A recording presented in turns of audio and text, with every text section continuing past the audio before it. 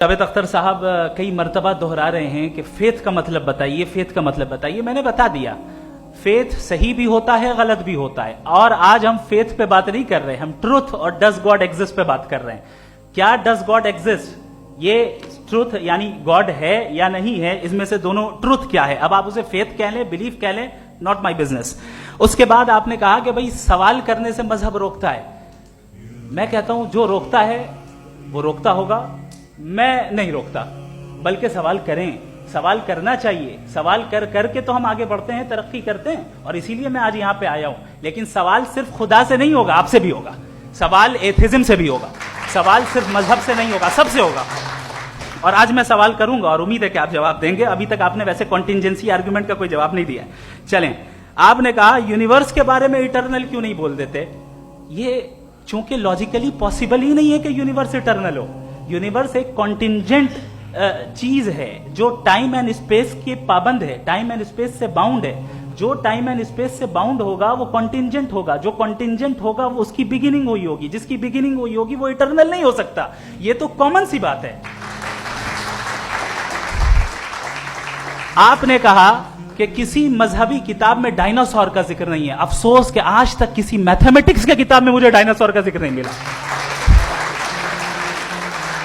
तो इसका मतलब मैथमेटिक्स की किताब बेकार है? नहीं, उसका वो टॉपिक नहीं है। रेवलेशन का और मजहबी किताबों का टॉपिक ये नहीं है कि आपको आके बताए साइकिल कैसे बनाते हैं, या आकर ये बताएं कि जो है डायनासोर कब था। वो तो मोरालिटी सिखाने आया है, गॉड के बारे में बताने आया, नॉन फिजिकल रियलिटी की हकीकत को सिखाने के लिए आया। रिलीजियन साइंस को रोकता है? नहीं रोकता। अगर रोकता है तो गलत करता है। रिलीजियन साइंटिज्म को रोकता है, जिसमें हमारे जावेद साहब मुब्तला है। साइंस और साइंटिज्म में फर्क है। साइंटिज्म यह है कि आप समझें कि साइंस और साइंटिफिक मेथोडोलॉजी ये नॉलेज को हासिल करने का वाहिद सोर्स ऑफ नॉलेज है। यह है साइंटिज्म। हम इसे रिजेक्ट करते हैं। हम साइंस को तो तरक्की करते हैं। भाई आप हमारी पूरी तारीख कर लें, पढ़ लें, तो आपको पता चल जाएगा। बहरहाल ये अलग टॉपिक है। उसके बाद इन्होंने एक लफ्ज कहा, वेटिकन ने फतवा दिया। वेटिकन का फतवे से कोई ताल्लुक नहीं है, दोनों कॉन्ट्राडिक्टरी अल्फाज हैं। उसके बाद उन्होंने कहा कि भाई हमें नहीं मालूम। अगर नहीं मालूम तो क्लियरली कह देना कि नहीं मालूम है, इसमें क्या हरज है। तो वही तो मैं कह रहा हूं ना कि आप कह दें कि नहीं मालूम, लेकिन क्लेम क्यों कर रहे हैं कि गॉड एग्जिस्ट नहीं कर रहा है।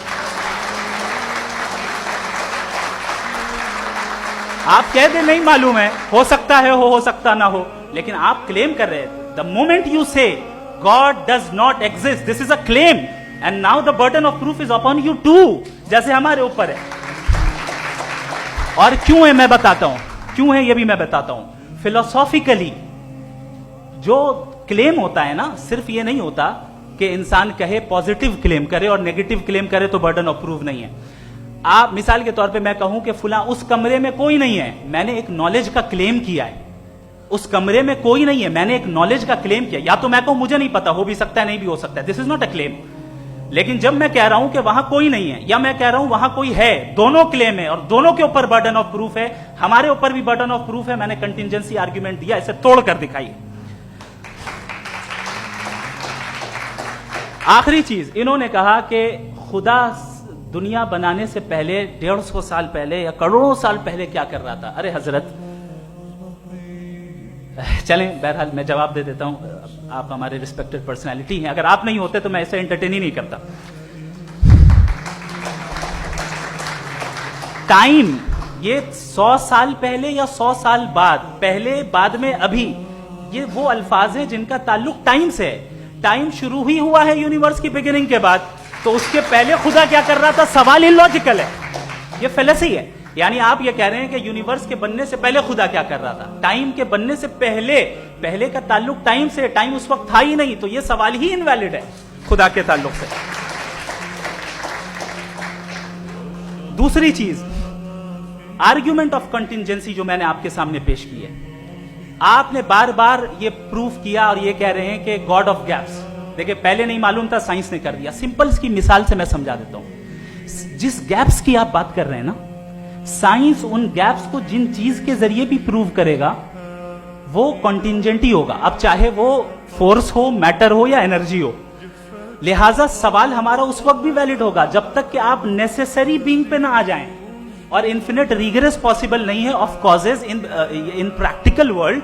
تو ظاہر ہے کہیں رکنا پڑے گا, جہاں رکیں گے وہی خدا ہے. دوسری چیز آپ نے یہ کہا, کیا کہہ رہا تھا میں, کس point, what? Oh no, after that, just now. ہاں, جہاں رکیں گے وہی خدا ہے. بہرحال تو ٹائم کا ذکر ہو گیا. گاڈ آف گیپ, سوری, اس کی ایک مثال آپ لے لیں. ایک کار ہے, ایک صاحب نے دیکھا کہ بھائی کار جو ہے اس کے ویلز کتنے اچھے لگے ہوئے ہیں صحیح جگہ پہ, اسٹیئرنگ جو ہے کتنے اچھے جگہ پہ لگی ہوئی, اور سیٹس کتنے ویل ڈیزائنڈ ہے, کتنی پریسائزلی یہ کار کام کر رہی ہے. تو ضرور کوئی نہ کوئی اسے کریٹ کیا ہے, کسی نے کریٹ کیا ہے. اب جاوید صاحب آئے اور کہیں ارے جناب بونٹ کھولیے, اس میں انجن ہے, انجن اس کار کو چلا رہا ہے, hence prove no one has created the car. This is illogical, this is irrational.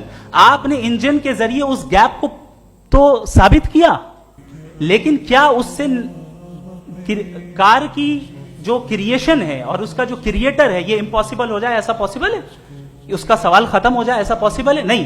آپ نے گیپس کو فل کر کے, کنٹینجنٹ چیزوں سے گیپس کو فل کر کے ہمارے آبزرویشن کو اور براڈ کر دیا. اب ہمیں اور پتا چل گیا کہ یہ جو کار ہے اس کا سسٹم کتنا زیادہ کمپلیکس ہے. پہلے کم سمجھتے تھے, اب کمپلیکسٹی اور زیادہ واضح ہو گئی. اب ہمیں سمجھ میں آ رہا ہے کہ ہماری سرٹینٹی اور بڑھ گئی کہ ضرور اس کار کو کسی نہ کسی نے بنایا. یہی معاملہ یونیورس کا ہے. سائنس ہمیشہ فزیکل ورلڈ کی چیزوں کو ہی فل کرتی جائے گی اور فزیکل چیزوں سے ہی کرتی جائے گی, چونکہ امپیریکل ایویڈنس کا تعلق فزیکل ورلڈ سے ہے. آپ سائنس کے ذریعے میٹا فزیکل ریالٹی کو کبھی ثابت نہیں کر سکتی. یہ رانگ ٹول کا استعمال کرنا ہے. یہ وہی کام ہے کہ آپ میٹل ڈیٹیکٹر سے پلاسٹک ڈیٹیکٹر کرنے چلیں, جو کہ ظاہر ہے صحیح نہیں ہے. Thank you.